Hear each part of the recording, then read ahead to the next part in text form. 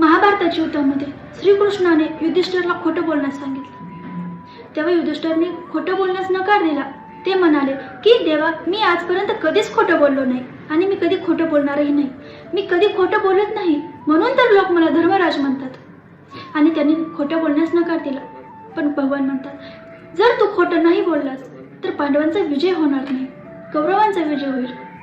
शेवटी नाईलाजाने युधिष्ठिरला खोटं बोलावे लागले, तेही भगवंताच्या सांगण्यावरून. ते म्हणतात, वदविले नारायणे मुखे धर्मा, अंगुष्ठाता कर्मासाठी गेला. युधिष्ठिर खोटं बोलले, तेही अर्ध खोटं.